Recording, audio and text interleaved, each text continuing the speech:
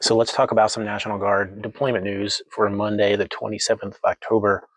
The Supreme Court may at any day hand down a ruling about an emergency appeal regarding Chicago and if the Republican administration can send troops into Chicago. That has been stayed so far, with the latest ruling being like the Seventh Circuit, which said, there's no real reason to go in there. It hasn't met the threshold.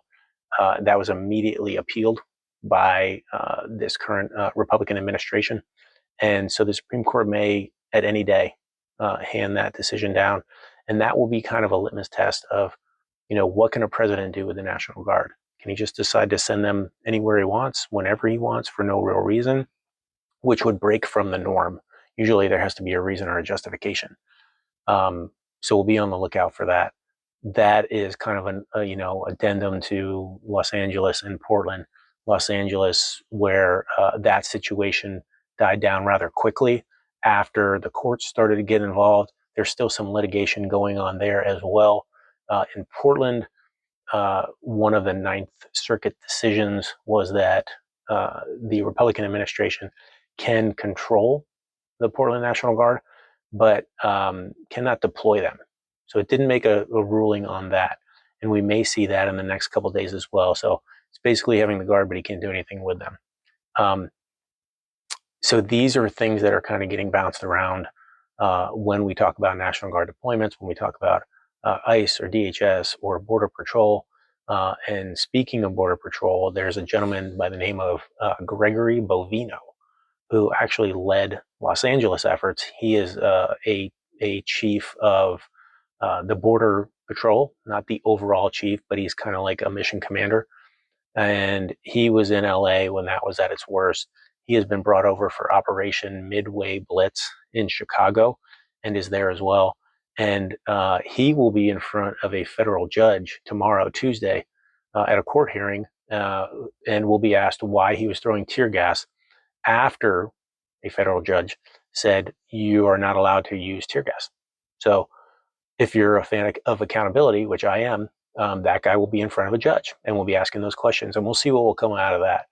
But there have been a number of rulings that have been beneficial to normal folks and keeping the peace. And then obviously a couple like the Ninth Circuit ruling, which not so much. And if you look into that Ninth Circuit ruling, which had to do with Portland, it is fishy. And a lot of people are of that same mind, where the justification for saying yes to that was just off.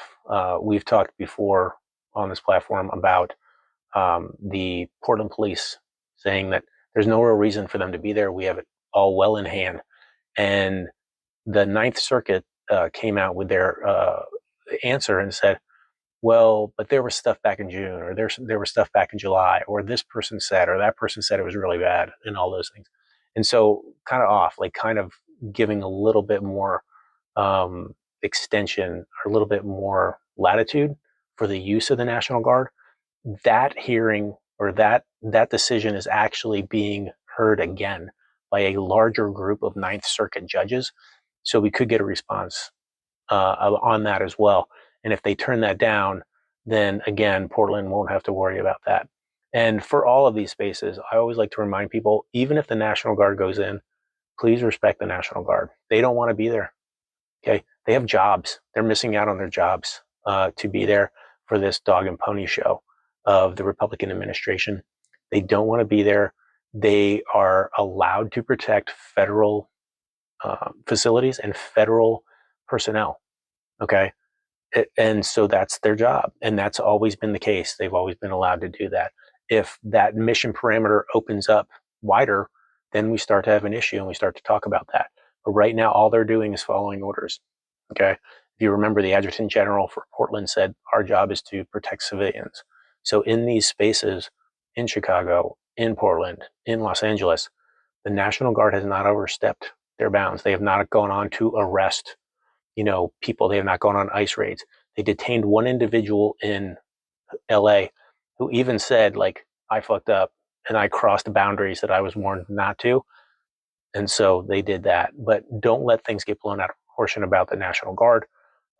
My goal is to help keep you aware of what's going on and what they can do, what they can't do. But even if they go into these spaces to protect federal facilities, protect federal officials, they're not going on ICE raids. They're not performing that mission.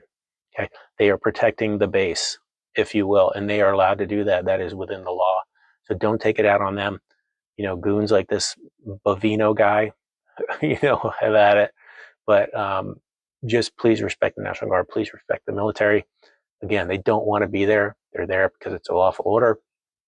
Do not worry that this is, going to go anywhere darker, than it is in regards to the National Guard and the military. As regarding ICE, regarding the Border Patrol, regarding DHS, let's let the courts get in on that. And again, there's still litigation out there about, especially in Chicago, about arresting DHS and arresting ICE for unlawful actions, which is why Bovino is going to sit in front of a courtroom, tomorrow and talk to a judge. So there you go. I hope that helps. Thanks.